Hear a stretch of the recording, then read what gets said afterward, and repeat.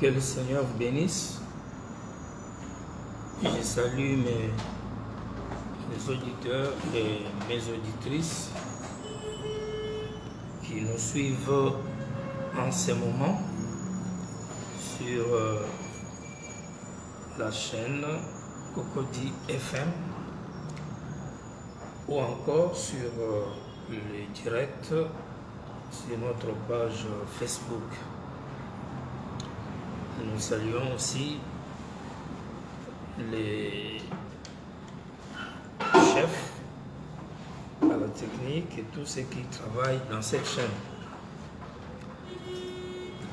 Nous avons manqué 2 à 3 séances en direct et nous sommes là aujourd'hui pour évoluer au respect de notre programme dans notre émission sur l'évangile du 3e Exode ou encore l'évangile éternel du 3e Testament. Nous avons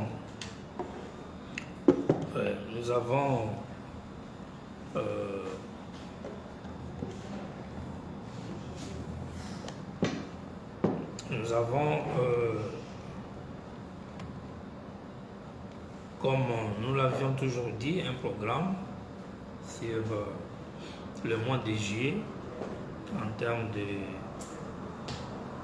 convention, en termes d'évangélisation du message de William Branham, le message du 3e Testament, selon l'Apocalypse 14, qui nous a promis un message, un ange qui devait donner un message éternel qui consiste à adorer les dieux créateurs. Nous avons déjà débuté avec les alliances, le 3e Testament. Nous sommes dans les sujets sur les noms nouveaux. Nous avons vu dans les passés ce qu'est le nom nouveau déjà et nous évoluons avec cela. Ce soir encore votre frère, le missionnaire Zoé Punga Mwambazani de l'église William Maron Branham Royaume éternel. Nous avons nos contacts qui vous sont donnés dans les spots. Nous avons des comptes YouTube, Facebook, vous pouvez nous écrire en cas de questions. En ce qui concerne la suite de notre sujet, la dernière fois, je disais que le nom est quelque chose de très important parce que c'est à partir du nom qu'on peut identifier une personne. Je n'entrerai jamais en communion avec quelqu'un si je ne le connais pas. Pour que je puisse être en communion avec une personne, je dois le connaître. Et quand on veut connaître quelqu'un, la toute première chose, c'est le nom qu'on demande. Quel est ton nom? Comment t'appelles-tu? Quand nous allons dans le système d'identification du pays, dans le monde entier, vous allez toujours remarquer qu'il y a une carte d'identité. Et dans cette carte, on commence toujours avec le nom. Le nom est un élément très important qui permet à identifier ce qu'est une personne. Et nous avons dit dans le temps passé que même à l'école, on nous avait dit que le nom est un mot qui définit la nature de quelque chose. Et nous avons compris aussi que Dieu,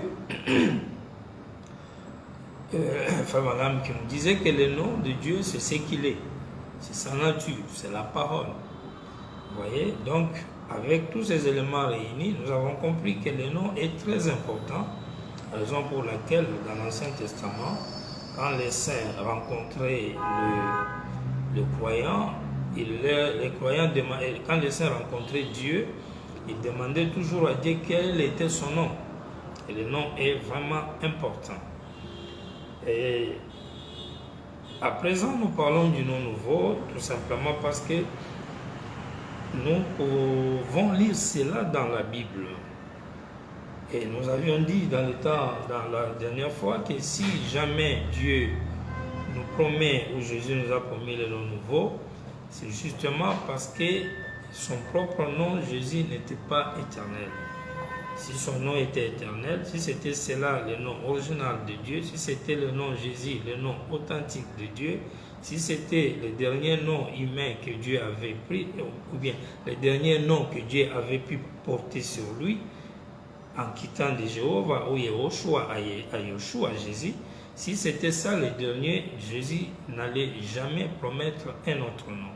Si Jésus promet un nom nouveau, cela veut dire que son propre nom n'était pas éternel.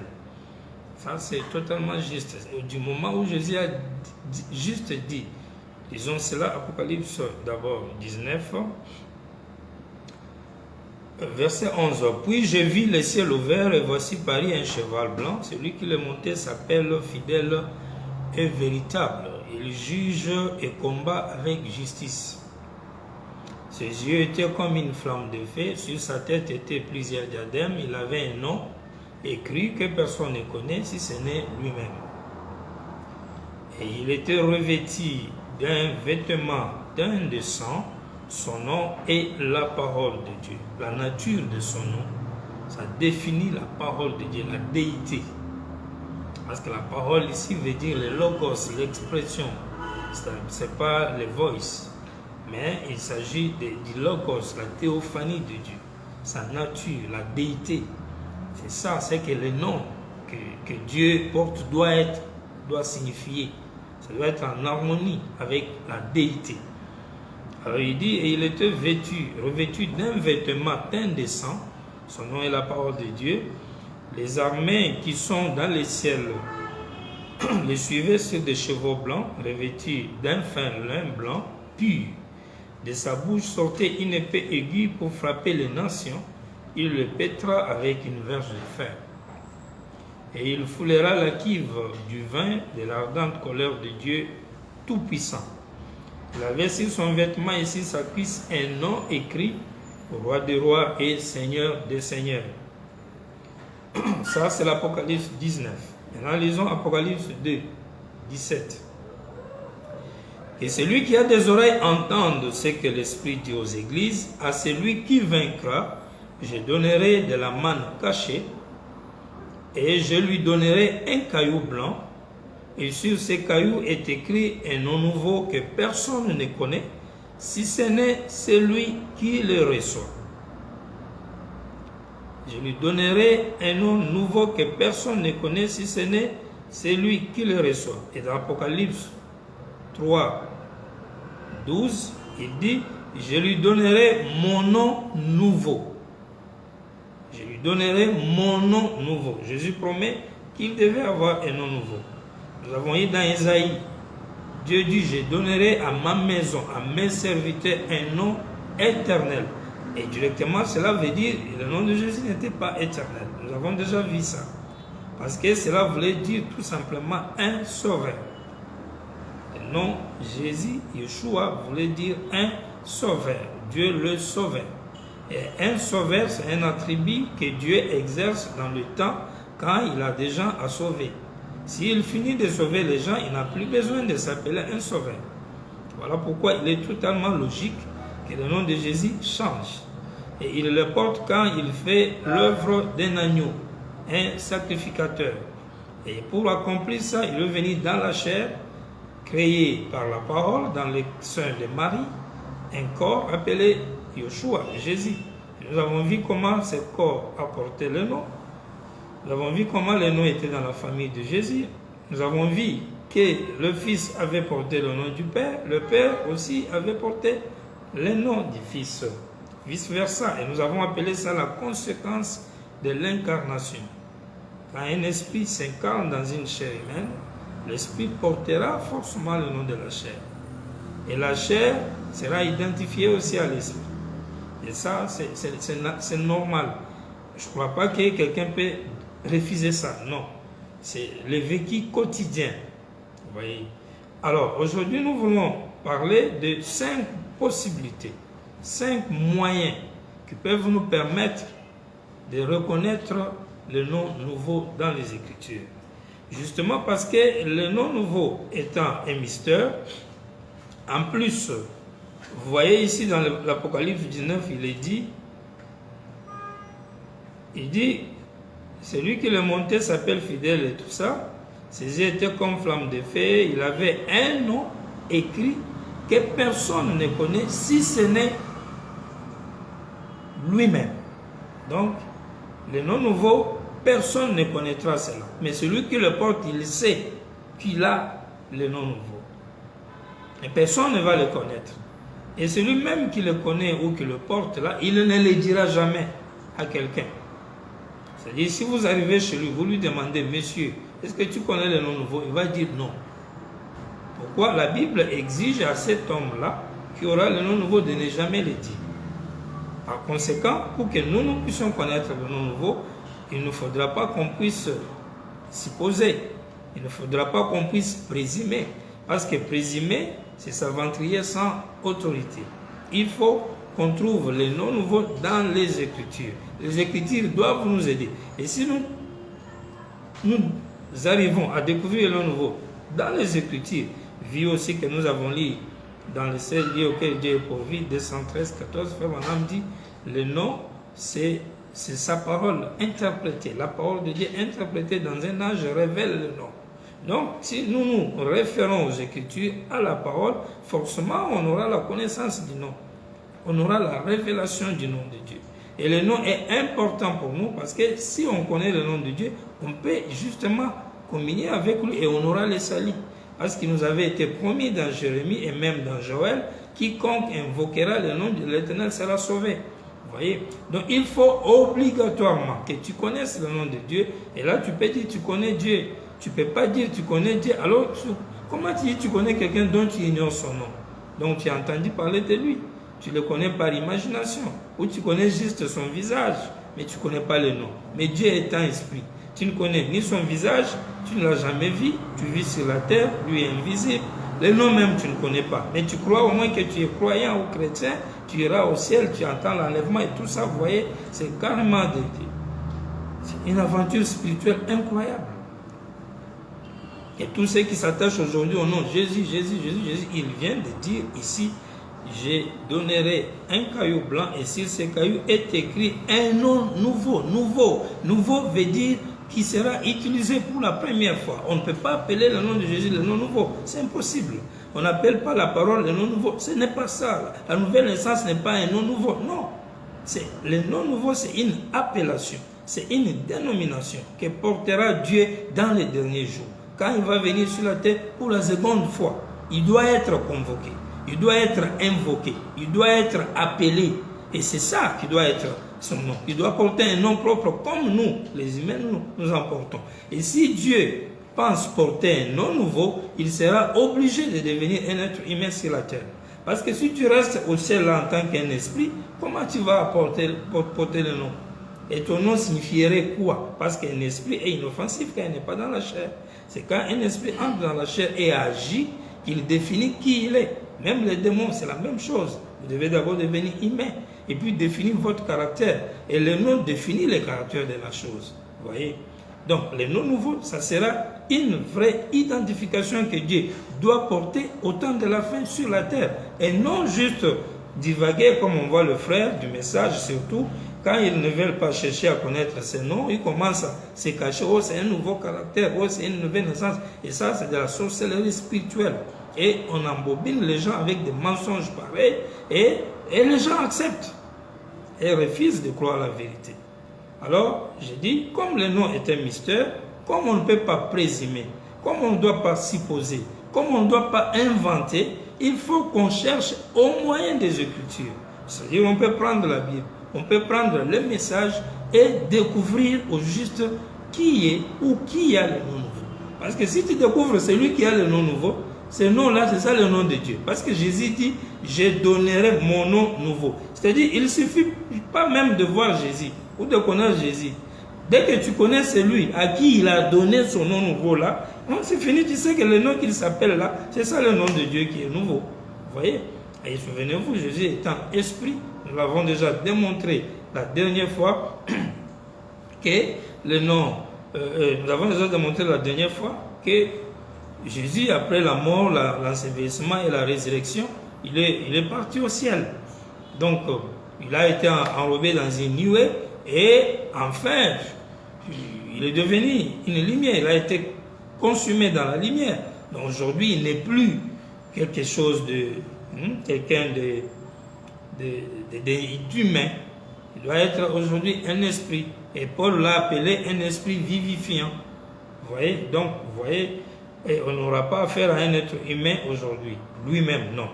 Donc, maintenant, je prends les noms nouveaux qui les portent. Quels sont ces 5 moyens qui peuvent nous permettre de connaître les noms nouveaux? Mais souvenez-vous, celui qui le porte est le seul à le connaître. Confirmons ça avec William Branham dans l'âge de Théature. Chez le 8 décembre 60.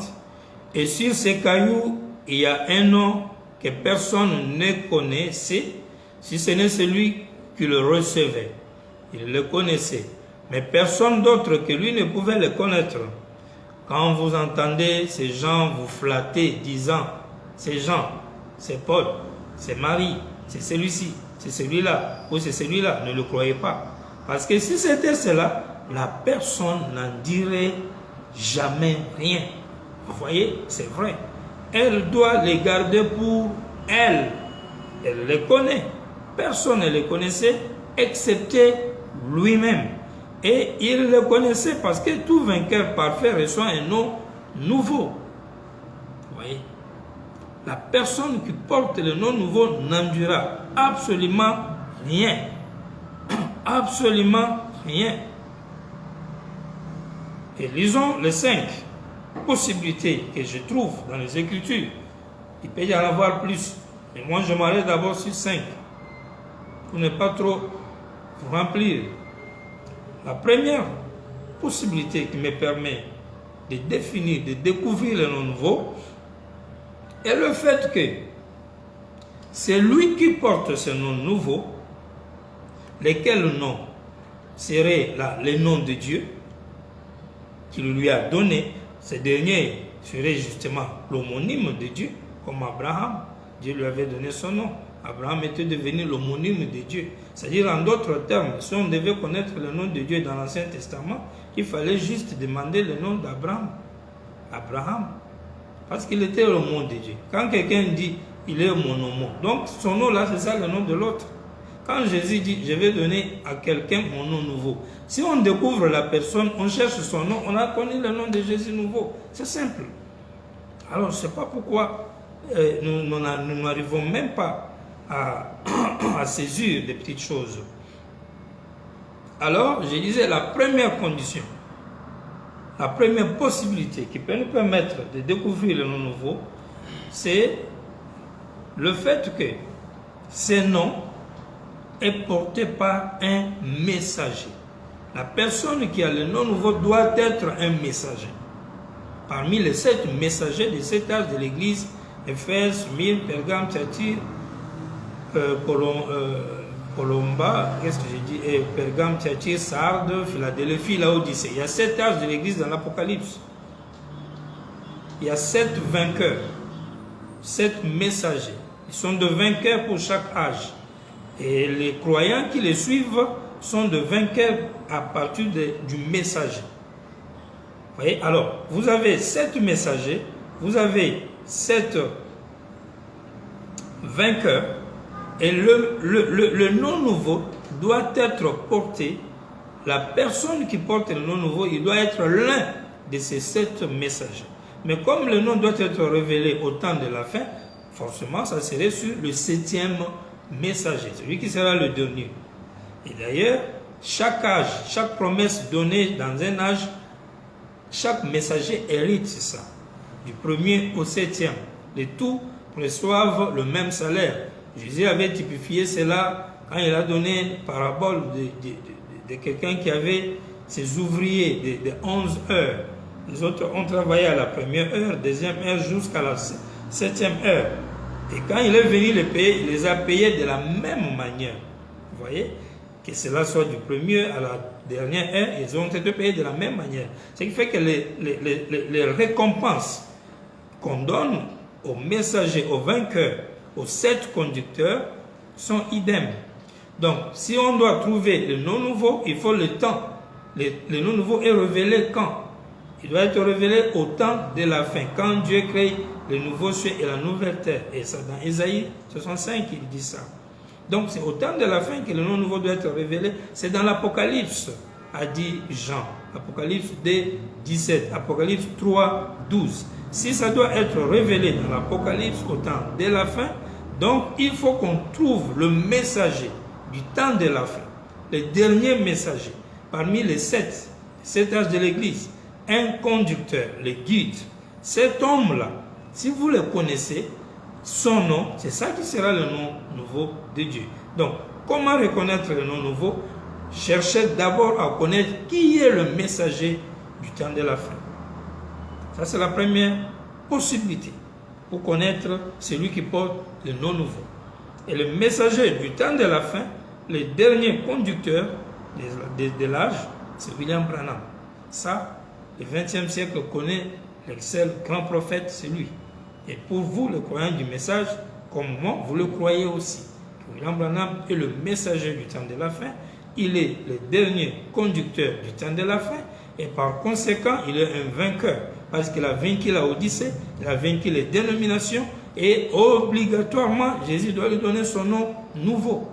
Donc si on veut connaître le nom nouveau de Jésus, on cherche d'abord la personne à qui on doit donner ce nom, qui doit être un conducteur, qui doit être un messager. Et il est Frère Branham. Là déjà, c'est là.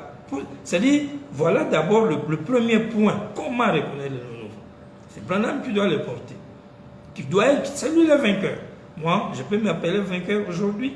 Oui, ok. Mais il faut qu'on commence par William Branham. Même la loi de la gerbe agitée exigerait qu'on commence par William Branham. C'est lui le premier grand conducteur. C'est lui le grand conducteur. Le conducteur de l'âge, le messager de l'âge, le prophète de l'âge. Vous voyez? Et non seulement un prophète majeur, mais vous vous rappelez, William Branham est le fils de l'homme. Il est le conducteur, le fils de l'homme. Donc, étant cela, il mérite, et c'est par lui qu'on peut connaître un nom nouveau, en connaissant justement son nom. Ça, c'est la première possibilité. Deuxième, celui qui reçoit le nom nouveau doit avoir l'incarnation de la plénitude de la divinité. Pourquoi? Parce que le nom nouveau qu'il reçoit, c'est le nom de Dieu, la divinité. Et la divinité, le moyen que la divinité a pour donner le nom à quelqu'un, à un vainqueur, c'est l'incarnation. Nous l'avons déjà expliqué. L'esprit doit s'incarner dans un homme et par là, il portera le nom du corps, tout comme le corps portera le nom de l'esprit, mais quand ça s'incarne, vous voyez, si vous avez un mort-né, il n'y a pas de nom. Quand il y a une grossesse dans le ventre, on donne le nom aux grossesses. Oui, on peut dire, l'enfant là c'est un mâle, par échographie, comme il est un garçon, il portera le nom de tel oncle. Vous voyez, ça déjà les parents savent. Mais ils ne vont jamais l'appeler jusqu'à ce qu'il sorte dehors. Et l'esprit qui vivra dans ce corps-là, lui, on ignore son nom. Mais par prédestination, le monde des esprits savent que l'enfant aura tel nom et l'esprit là s'appellera de ce nom-là. Dieu lui connaît que l'esprit aura tel nom. C'est pourquoi Dieu pouvait venir dire aux parents de Jean-Baptiste que non, l'enfant s'appellera Jean. Parce que l'esprit qui devait habiter dans le corps, Dieu sait déjà qu'il porte le nom Jean, qu'il aura le nom Jean. Et on donne le nom au corps, quand l'esprit vient entrer dedans, ça se mélange, ça porte le même nom. Samson, même chose. Dieu dit, vous donnerez le nom de Samson. Donc, Samson, en tant qu'esprit, Dieu la vie dans ces noms-là. Parce que Paul nous a dit, il nous a prédestinés bien avant la fondation du monde. Il dit, l'Éternel me connaît. Ça, c'est David qui dit, l'Éternel me connaît dans mon nom. C'est-à-dire, Dieu connaît mon nom bien avant la fondation du monde. Mais pour que ce nom soit révélé, il a fallu que je puisse naître. Alors, quand il me connaissait là, j'étais esprit. Donc, en tant déjà qu'esprit, j'avais un nom. Adam, en tant qu'esprit, il avait déjà un nom. Vous voyez? Mais quand il le met dans la chair humaine, c'est-à-dire quand la chair est formée et que c'est prête et que ça sort après les 9 mois de la grossesse, on donne le nom à ces corps-là. Alors, Dieu fait que la prédestination du nom prévu pour l'esprit soit donnée au corps, les deux se mélangent et ça porte le nom de la prédestination de la vie de cette personne. Vous voyez comment ça marche? Vous voyez comment ça marche? C'est pourquoi l'incarnation de la divinité au temps de la fin nous indiquerait le nom nouveau. Parce que le premier nom, Jésus, a été porté par l'incarnation. Rappelez-vous, nous allons encore relire. Frère Branham m'a dit, Dieu a pris ce nom quand il s'est incarné, quand il s'est fait chair. Ce nom a été appliqué sur Dieu quand lui et son fils sont devenus un. On va lire ça. Si, autant à l'est, le nom de Jésus, pour l'avoir, il a fallu que l'Esprit s'incarne dans la chair. Aujourd'hui, s'il devait porter, ou il doit, comme il l'a dit lui-même, il est obligé de porter un nom nouveau, il fera la même chose. C'est par le moyen de l'incarnation que la divinité donnera le nom à un corps, ou que le nom du corps sera porté par la divinité. Et c'est ça qui nous permet d'identifier le nom nouveau. Les messagers, le conducteur du temps de la fin. S'il a l'incarnation de la divinité, alors vous avez le nom de Dieu, vous avez le nom nouveau. C'est la raison pour laquelle Frère Branham dit, quand l'Esprit descendit du ciel sous forme de la colombe et s'incarna dans le corps de Jésus, Jean a dit, voici l'agneau de Dieu qui ôte le péché du monde. Voici les lieux, voici le nom de Dieu. Il est le lieu d'adoration, il est l'objet d'adoration. Tout ça pourquoi? Tout simplement parce que la divinité est entrée dans ce corps-là. Alors que le nom a été donné par Marie et Joseph, bien sûr, et ce nom était dans la famille de Jésus, au niveau de ses ancêtres. Donc, l'incarnation nous permettra de savoir qui est le nom de Dieu aujourd'hui. Deuxième possibilité dans la parole. Conformément à la Bible, oui, avec Jésus, cela a été ainsi. Conformément à la Bible, oui, quand Satan s'est incarné dans le serpent ancien, Satan a pris le nom du serpent ancien. On commence à appeler Lucifer le serpent ancien. Alors qu'avant qu'il ne s'incarne dans le serpent, on ne pouvait jamais appeler Lucifer le serpent ancien. Vous voyez? Et on a appelé le serpent Satan, ou même encore cette incarnation-là, Satan. L'incarnation fait que l'un porte le nom de l'autre. Même un esprit génie, s'il entre dans une personne, il s'incarne en lui, la personne tombe en extase, l'homme là parlera au nom de l'esprit qui est entré en lui. Il portera, on dirait, le nom même de la personne. C'est pourquoi un jour les démons ont dit aux imitateurs, dans les actes des apôtres là-bas, les gens qui imitaient Paul et Pierre et tout ça, les esprits ont dit, on connaît Pierre, on connaît Paul, mais toi qui es-tu? Ils ont frappé ces gens-là, vous voyez? Parce que justement, il faudra que les esprits connaissent les gens avec leur nom. Troisième possibilité qui peut nous permettre de connaître le nom de Dieu aujourd'hui, celui qui porte ce nom ne le dira jamais. Il doit être un conducteur. 1. Le messager du temps de la fin. 2. Il doit avoir la plénitude de la divinité. 3. Il ne doit jamais le dire, jamais le révéler.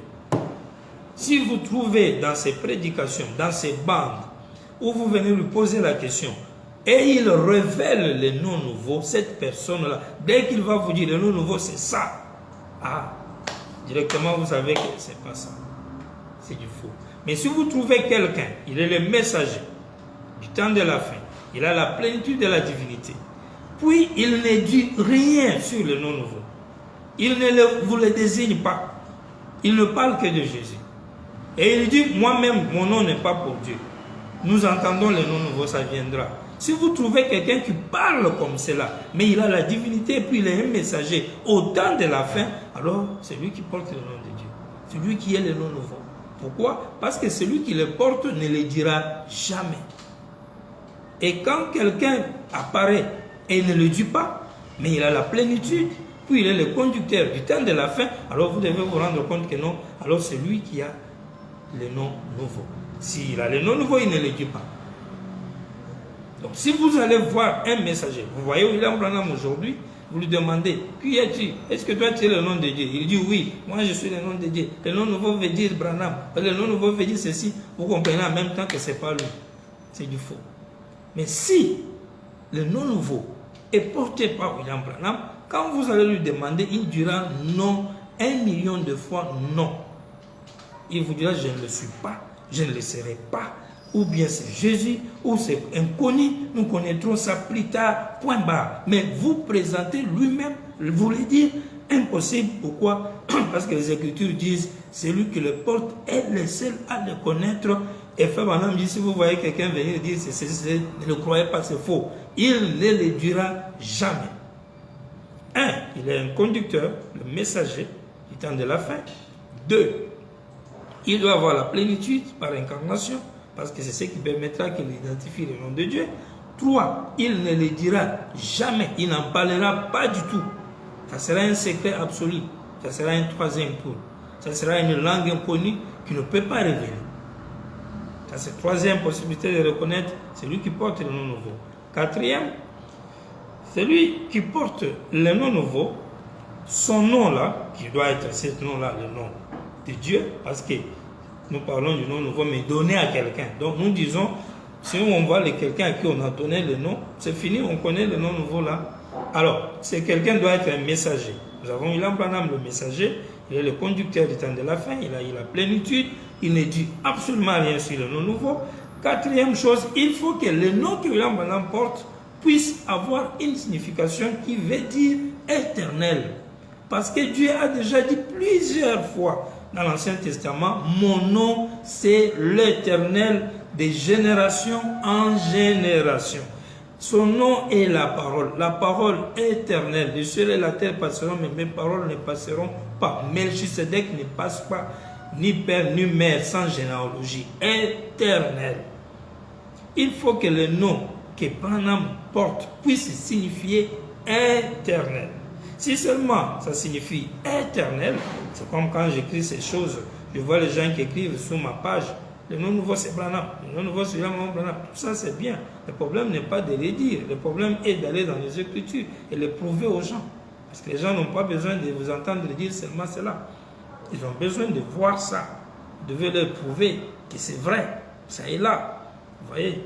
Donc, la signification du nom de Dieu, de la personne qui le porte, ces noms-là doivent avoir comme signification éternelle. Ou en d'autres termes, Elohim. Ou en d'autres termes, le Père des nations. Him, H-A-M, doit être dans son nom. Si quelqu'un porte le nom nouveau et que dans le nom nouveau il n'y a pas H-A-M, ce n'est pas le nom nouveau. C'est même pas ça le nom de Dieu. Et ça, c'est la vérité. Mon nom est l'éternel, dit le Seigneur. Premièrement, il doit être un conducteur, première condition. Deuxièmement, il doit avoir la plénitude de la divinité. Troisièmement, il ne doit pas du tout le dire à personne. Quatrièmement, le nom qu'il porte doit avoir comme signification Elohim, l'éternel. Parce que Frère Branham a dit, la Bible a dit, mon nom est l'éternel. Saint, Saint, Saint est l'éternel des armées. 3 fois Saint. Il faut quand on prend son nom, 3 fois Saint, on trouve dedans l'éternel Elohim. Saint, Saint, Saint est l'éternel des armées. Je crois qu'on est ensemble avec ça. Ça, c'est la quatrième possibilité qui peut nous permettre de connaître le nom nouveau. Cinquième possibilité, la signification de son nom, dans son nom, doit aussi, cette personne doit être l'épouse. Cette personne doit être l'épouse. Selon Ésaïe, on avait dit ça, on pourra lire encore. Ésaïe a dit, il s'appellera épouse, la mariée. La femme. Dans les noms nouveaux, il faut qu'on trouve un nom, une signification qui veut dire mariée. C'est Ésaïe, c'est pas moi qui l'ai dit, c'est dans la Bible.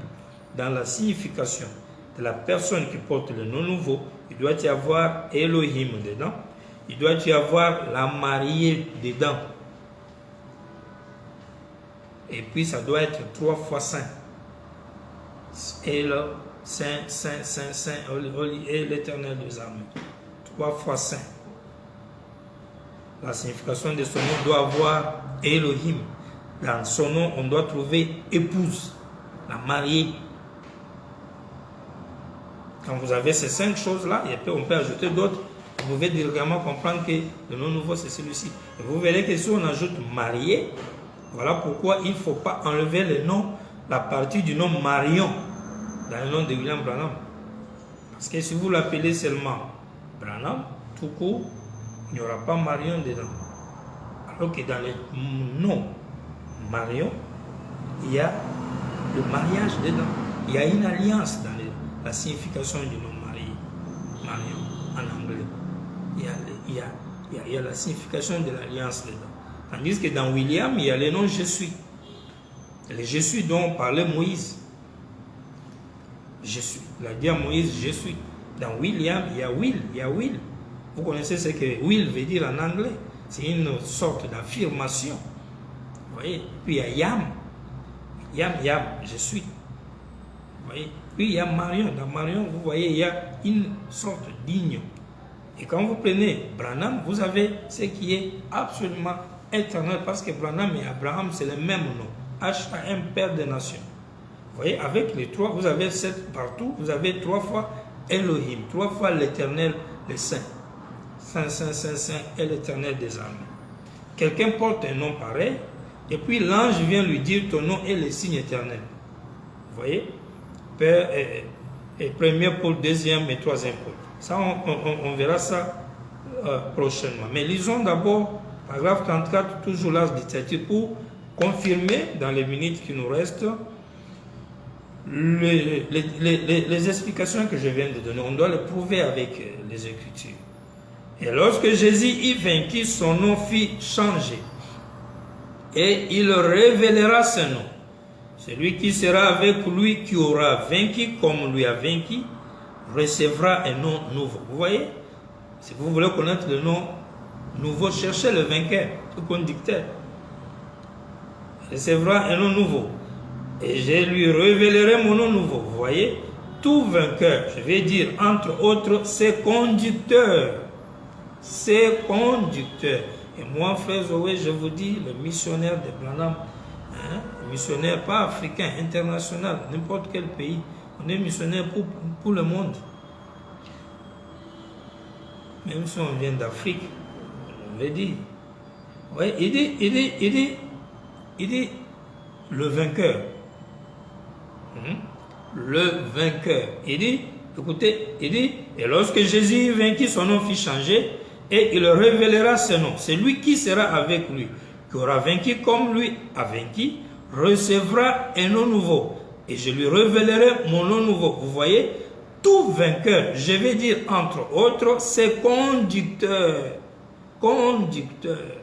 Cherchez le nom nouveau chez les conducteurs de l'âge.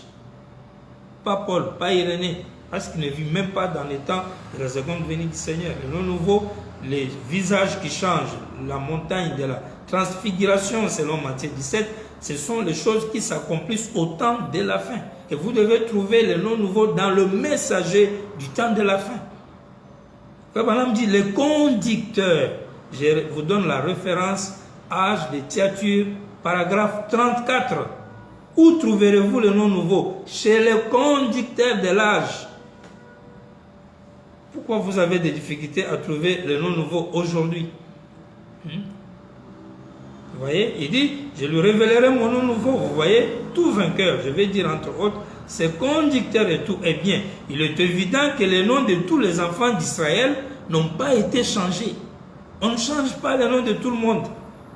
Quelqu'un vient, alors, comme on dit, on a reçu le nom nouveau. Moi, mon nom nouveau, c'est quoi? Et moi, non, ce n'est pas toi qui reçois le nom nouveau. Toi, tu n'es pas le conducteur de l'âge.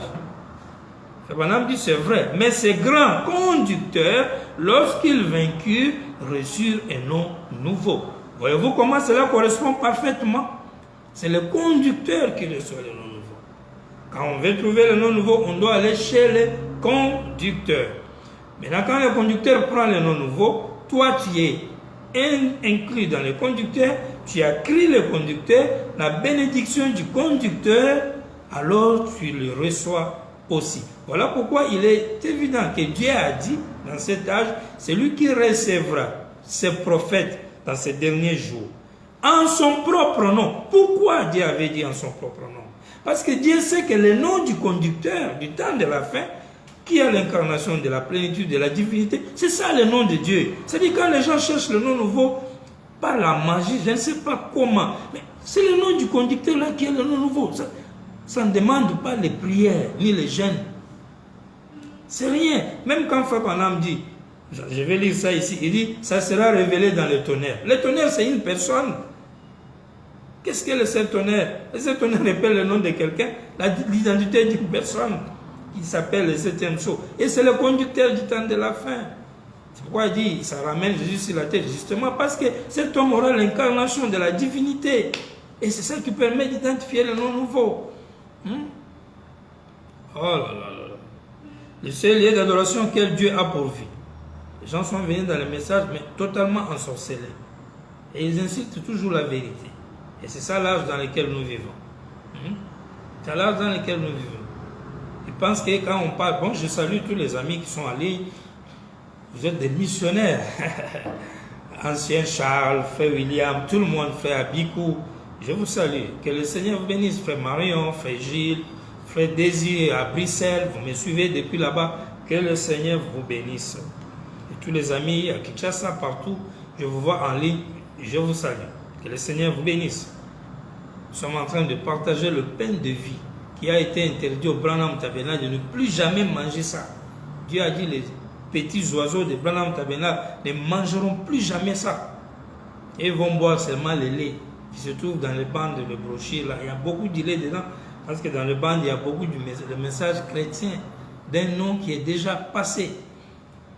Mais les chrétiens continuent à crier dedans matin, midi, soir, ils ne reçoivent rien. Disons d'abord Frère Branham, 213. Jésus a dit, je suis venu au nom de mon Père. Le laisser l'adoration que Dieu a pourvu, prêché le 28 novembre 65. Je suis venu au nom de mon Père, vous ne m'avez pas reçu. Voulez-vous un passage des Écritures à ce sujet? Jean 5, 43, vous voyez? Je suis venu au nom de mon Père, vous ne m'avez pas reçu. Et vous ne m'avez pas reçu. Jésus dit, 214, ou bien 13 toujours, le Père a donc mis son propre nom qui est Jésus dans le Fils. Et c'est lui, le chemin, la porte, la maison, les lieux que Dieu a choisis pour lui faire résider son nom. Dès que Dieu met le nom dans un homme, c'est fini. L'homme là, les lieux d'adoration, les sujets d'adoration, l'objet d'adoration, la vie, les chemins, etc. Dès que Dieu met son nom dedans. Comment? Dans l'incarnation. Et quand vous dites, Branham, c'est la plénitude de la divinité, mais vous avez un problème. Vous savez ce que ça veut dire? Il est le nom de Dieu. Comment tu peux croire que quelqu'un reçoit la plénitude de la divinité? La déité entre en lui, mais la déité n'a pas porté son nom. Mais elle reste avec ancien homme vivant dans un autre corps. Même dans la magie, ça ne se fait pas. C'est vraiment un envoûtement spirituel de soi-disant frères du message. Je peux encore comprendre les gens du dehors, mais pas vous qui croyez le message d'Abraham. Vous voyez, l'incarnation. Et aujourd'hui, l'Église 1730 est accompli. Dieu dans la chair humaine. Mais le nom nouveau, c'est qui? C'est Jésus. Ça, c'est vraiment de la sorcellerie.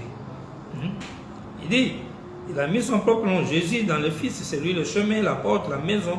Il est le lieu que Dieu a choisi pour lui faire résider son nom. Dieu n'a jamais mis son nom en moi. Voilà la preuve que c'est lui qui porte le nom nouveau. Il ne peut jamais dire qu'on a mis le nom en lui. Il ne peut pas. S'il l'avait dit seulement, Dieu a mis le nom à moi, c'est du faux. Apocalypse 19 dit, il ne le dira pas. Frère Branham dit, il ne le dira pas. Et preuve. Je vous ai dit ici, je vous ai donné 5 conditions. Regarde la preuve, une de preuve. Dieu n'a jamais mis son nom à moi. Quand vous lisez comme ça, vous dites aux gens, vous voyez, Frère Branham a dit, Dieu n'a jamais mis son nom à moi. Donc, vous qui dites que le nom nouveau c'est Branham là, vous faites doctrine. Mais c'est vraiment insensé. Celui qui porte le nom ne le croira pas. Il va dire non. Il va refuser. Et voilà, il le refuse. Le fait même qu'il le refuse ici, c'est ce qui confirme que alors celui qui a le nom nouveau. Et non le verse. Dieu n'a jamais mis son nom dans l'église. Il n'a jamais mis dans le baptisme, mais il l'a mis en Christ, l'Emmanuel loin. Vous voyez comment il met le nom? L'Emmanuel loin, l'incarnation. C'est ça qui permet que le nom entre. 214. Et ce nom est dans la parole parce qu'il est la parole. Amen. Qu'est-ce qu'il est alors? La parole interprétée est la manifestation du nom de Dieu. Quand la parole est interprétée, n'avons-nous pas les promesses de la parole qui devraient être révélées dans le dernier jour, interprétées? Et si vous voyez ça, vous n'allez pas comprendre que quand le 7 honneur, le 7e sceau, la seconde venue du Seigneur est interprétée aujourd'hui, c'est là où vous allez découvrir le nom nouveau. C'est ce que je viens de dire ici. Oh, c'est grave. La parole révélée, la parole interprétée, c'est ça qui manifeste le nom de Dieu. Vous croyez que William Branham est la révélation de toute la parole aujourd'hui? Car la parole et les messagers et les messages sont un. Dans le 4e psaume 379, il dit très bien que le message du temps de la fin, c'est une personne. Il est la parole.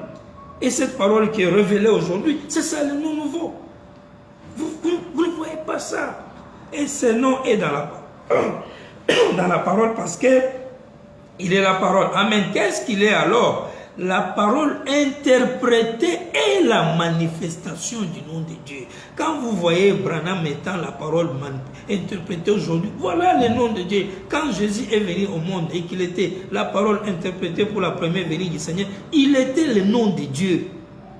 Dans la plénitude, quand cette divinité est dedans. Je ne parle pas, même les messagers un peu là, les Paul, ou bien les Esaïe, les Noé, ils étaient en d'autres termes, le nom de Dieu, en type. Même l'autre ici, Moïse, quand il dit je suis, il prenait la place de Dieu, les prophètes prenaient la place de Dieu. C'est pourquoi on dit Esaïe a dit, on prêchait Moïse dans les temples, et tout ça. C'était des exemples. C'est pourquoi Frère Branham dit, Israël a appliqué les signes, le sang d'un agneau, parce qu'il ne pouvait pas tuer Moïse. Mais les signes qu'il mettait, le sang là, il mettait le nom d'une personne qui était justement Moïse. Parce que les signes, c'est une personne. Et vous devez appliquer les signes aujourd'hui pour être sauvé. Quel signe vous appliquez? Les signes que vous appliquez là, c'est un nom que vous devez porter. Et vous portez quel nom? Comment vous vivez dans l'âge d'aujourd'hui et vous portez les signes, le nom de Jésus, il y a 2000 ans où cela a été révélé. Alors que Matthieu 17 promet changement de visage, Apocalypse 3, 12 et 17, 3, 17 et 12, 17 et 3, 12 promet le changement du nom. Apocalypse 19 promet le changement du nom. Vous voyez la confusion de Laodicée. Ouais. Ce nom est dans la parole. La parole interprétée est la parole de Dieu. Christ est identifié dans tous les âges. Du 17 juin 64, paragraphe 9.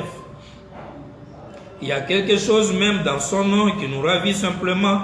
Il y a quelque chose à ce sujet qui ravit nos cœurs, rien qu'entendre ce nom Jésus. En effet, par ce nom, nous avons le pardon du péché, nous avons notre rédemption.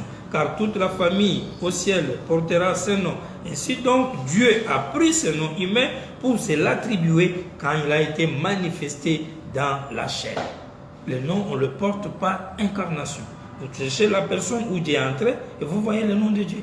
Vous cherchez l'interprétation de la parole de Dieu dans votre âge, vous voyez le nom de Dieu. 211, l'adoption, je crois, 4e partie, du 22 mai 60 matin. Dieu n'a qu'un seul nom et ce nom est Jésus. C'était son fils. Il a pris le nom de son fils. Or, Jésus, le corps, c'était un homme. Ça, nous le savons. C'est le Fils de Dieu qui avait été couvert de son ombre. Or, nous ne croyons pas comme les unitaires, les gens, etc. Le corps, temple, Jésus, on leur donnait un nom et Dieu a porté ce nom-là de son Fils, justement quand il est entré en lui. Lieu d'adoration que Dieu a choisi, 20 juin 65, samedi. Paragraphe 49. Les gens disent, aujourd'hui, il y a des gens qui m'ont dit, il n'y a pas longtemps, un homme m'a appelé à Beaumont au Texas, il a dit, Monsieur Branham, si votre nom n'est pas sur le registre de notre église, vous ne pouvez pas aller au ciel. Pouvez-vous imaginer cela? Ne croyez pas une chose pareille. Les gens pensent que vous devez être membre d'une certaine église, sinon vous ne pouvez pas aller au ciel. C'est faux. Croire cela, c'est antichrist, je dirais ceci. Si vous croyez un tel esprit, vous êtes perdu. C'est une preuve valable que vous êtes perdu. Parce que c'est retranché à ce que Dieu a fait. Dieu n'a jamais mis son nom dans une quelconque église. Il l'a mis dans son Fils Jésus-Christ quand lui et son Fils sont devenus un. C'est là le véritable lien d'adoration. Comment Dieu a-t-il mis le nom, son nom en Jésus, dans l'homme là, quand il est entré en lui? Comment le monsieur, l'homme Jésus a porté le nom de son papa quand le papa est venu entrer en lui? Qui a un nom nouveau, le papa reviendra faire la même chose. Dieu ne change pas son système. Il travaille sur toujours la même base, dit William Branham. Il travaille sur la même base. Si aujourd'hui il est venu entrer en William Branham avec preuve même de la colonne de feu sur la tête, c'est ça le lieu d'adoration. Vous avez les photos dans les maisons, dans les voitures, vous adorez autre chose. Imagination sur imagination. Vous refusez de croire la vérité parce que vous voulez la popularité, beaucoup de gens, ne pas être contestés, avoir beaucoup d'argent, avoir beaucoup d'honneur. Et c'est ça, c'est que nous, on a sacrifié. Ne pas avoir, même si je prêche à 3 personnes, mais je prêche la vérité, c'est tout. Vous voyez? Plutôt que toutes ces grandes foules, mais vous mentez les gens, alors que les vérités sont là, simples, comme de l'eau à boire. Ça ne demande rien comme étude pour comprendre ça. C'est simple. Il y a une incarnation. Et les photos même sont là comme preuve que la personne a eu l'incarnation de la divinité. La personne dit, je l'ai voilé, Christ, la colonne de feu, toute ma vie, je l'ai voilé à moi. Et en disant ça, il est le nom de Dieu. En disant ça, il est le lieu d'adoration. Et la colonne de feu, si sa tête pointe les lieux d'adoration, vous refusez de croire et de l'adorer. Et les autres jusqu'à aujourd'hui, continuent à appeler ça fausse doctrine. Tellement chauve-souris spirituelle, à un niveau incroyable. Et sans honte, ils ne croient pas à la divinité de l'homme blanc. Ils ne croient pas. Et je parle surtout de frères du message. Si on est encore hors le message, c'est d'accord. Prenez la prédication Alliance des grâces d'Abraham. Prêchez le 17 mars 61. Vous verrez dans toutes ces écritures que je lis, ça répond aux 5 moyens que j'ai donnés pour reconnaître le nom nouveau dans les écritures. 57. Maintenant, nous sommes dans Genèse 18, toujours au verset 18. Maintenant, observons. Puis après qu'il eut fait cela, il a pris. Maintenant, c'est la deuxième chose qu'il a faite. Premièrement, il lui a donné la justification. Abraham, Dieu lui a donné la justification au chapitre 12. 15, lui a donné la sanctification. 18, lui a donné le Saint-Esprit à la fin. Observez cela rapidement maintenant.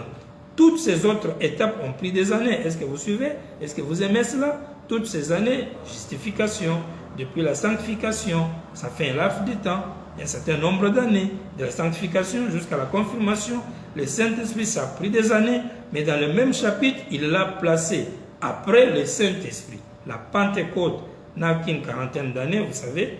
Il a commencé à placer son fils. Martin Luther a atteint la justification. Des années plus tard vint la sanctification. Des années plus tard vint le baptême du Saint-Esprit. Mais immédiatement après que la Pentecôte eut fait la même chose que les autres, alors il a commencé à tirer ses fils qui ont pris position pour sa vérité et il lui a donné quelque chose de spécial. Il l'a élevé devant le peuple avec une certaine chose, montrant qu'il s'est distingué. Voyez-vous qu'il l'a placé. Fabalam dit, nous sommes passés par la justification, par la sanctification, puis le Pentecôte. Après Pentecôte, Dieu prend son fils, il lui donne quelque chose de spécial, il le place, il l'élève. Le messager conducteur, le vainqueur de la Odyssée. Dieu va le tirer, il va le prendre. Et il vous donne l'exemple biblique Abraham. Genèse 12, c'était la justification pour Abraham. Genèse 15, c'était la sanctification pour Abraham. Genèse 17 était le baptême du Saint-Esprit pour Abraham, c'est-à-dire El Shaddai, Dieu avec le dessein, de Genèse 17. Genèse 18, c'était le Fils de l'homme dans la chair humaine chez Abraham, discernant les pensées du cœur, donnant à Abraham un nom nouveau, donnant à un messager quelque chose de spécial après la Pentecôte, aujourd'hui dans l'Antitype, qui fait de ces messagers spéciaux l'élevant, et écoutez la suite, paragraphe 58, maintenant. Alors, dans le même chapitre, il lui donne un signe. Ça, c'est Abraham, un type. Ici, il dit, il donne à l'Église, aujourd'hui. Pentecôtiste, c'est un signe du temps de la fin. C'est au temps de la fin. Il dit, quelques jours après que le nom d'Abraham y était changé, après la Pentecôte, et qu'il change le nom d'Abraham, Abraham a alors été placé comme Elohim. Abraham, c'est Monsieur Abraham, a été placé après la Pentecôte, après justification, sanctification, baptême du Saint-Esprit, Dieu dans la chair humaine. Abraham a été placé quand il a vu Dieu dans la chair humaine, qui lui appela dans son propre nom Abraham. Ce monsieur a été placé comme Elohim, dit Frère Branham. Qu'est-ce que cela signifie? Associé avec Dieu. Il dit, vous savez, n'est-ce pas bien d'être un saint exalté? Il l'a placé, il a fait de lui un associé de Dieu, il lui a donné une partie de son nom. Et quel genre de nom son église porte-t-elle? Son nom, est-ce vrai? Subvenez au nom de mon Père, vous ne m'avez pas ici. Abraham reçut le nom de Elohim. Il fut placé comme Elohim, portant le nom de Dieu. Qui est aujourd'hui l'antitype d'Abraham après la Pentecôte? Un homme, un messager, conducteur que Dieu a tiré dans les Pentecôtes, qu'il a élevé, il lui a donné un don, discernant le pensée du cœur et tout ça. Et cet homme-là a été placé comme Elohim, portant le nom de Dieu. Qui est-il? Quand vous ne parvenez même pas à voir le nom nouveau là, qui est cet homme? Je donne la dernière citation parce que le temps est fini. Christ identifiait le même dans toutes les générations. Michel le 15 avril 64, 198.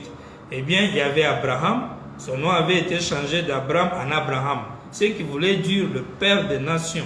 Et il ne pouvait pas avoir un enfant tant que son nom était Abraham. Cela devait être changé en Abraham, car H-A-M veut dire père des nations. Faites donc attention. Faites donc attention à ce qui est arrivé à Abraham là. C'était un type. Parce que Dieu, au temps de la fin, il va se révéler dans la dispensation du Saint-Esprit comme Dieu le Père. Selon 1 Corinthiens 15 qui dit Dieu, Jésus remettra le royaume à celui qui est Dieu et Père. Dieu, dans les derniers jours, se révélera comme le Saint-Esprit, Dieu en nous. Il sera le Père. Et le nom qu'il doit porter doit concorder à cela. C'est pourquoi il doit être H-A-M doit être dedans. Il doit être Père des nations. Il doit être Père. Et Abraham était son type dans la Bible. Et Frère Branham dit, si vous prêchez avec le type, vous ne pouvez jamais vous tromper. Voilà le type. Abraham, après la Pentecôte, son nom fit changer. Et quand son nom fit changer, il reçut le nom de Elohim. Et quand il s'appelait Abraham, 5 lettres, comme Jésus, il n'a jamais eu le Fils, n'a jamais eu le salut. Il a fallu enlever Jésus, Abraham, 5 lettres, et porter le nom H-A-M avec 7 lettres. Parce que 7 est le chiffre de la perfection, de l'adoration et de l'achèvement. Et c'est ça le 7 honneur. Ça appelle le nom de Dieu. Vous voyez? Et en ce moment-là, il a eu la vie, sauf, il a eu le salut. Notre temps est fini. Je finis la postérité d'Abraham. Jeudi le 23 avril 59. Nous sommes maintenant au chapitre 17.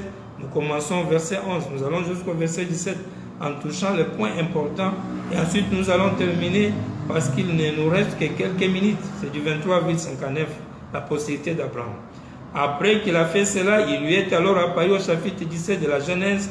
Il lui est apparu sous le nom du Dieu Tout-Puissant, le Dieu grand Tout-Puissant. J'aime ce nom, le Tout-Puissant. Si le Dieu Tout-Puissant, il peut faire toutes choses. Et s'il ne peut pas faire toutes choses, alors il n'est pas le Dieu Tout-Puissant. J'aime cela. Le mot El et El qui vient de Elohim, c'est Dieu. En réalité, le nom c'était El Shaddai. Il se peut que je ne prononce pas ce mot très correctement. El Shaddai. Or, c'est Dieu comme Elohim. Un Dieu avec le Saint. El Shaddai. Au pluriel, Dieu avec le Saint. Vous voyez, donc El Elohim, Père des nations. C'est ça le nom qui a été donné à Abraham, élevé au dernier jour après la Pentecôte. Voilà là où on reconnaît le nom nouveau. Nous avons fini pour aujourd'hui. Nous vous disons merci pour votre écoute, nos auditeurs, nos auditrices, dans la voiture, à la maison, où vous nous avez reçus sur la chaîne Coco FM. Nous vous disons merci. Nous bénissons tous les amis et nous bénissons les Branham. Nous vous rappelons le rendez-vous du mois de juillet pour l'étude et la convention de la parole du 3e Testament. Que le Seigneur vous bénisse. Nous allons nous retrouver prochainement, dans la semaine prochaine. Shalom.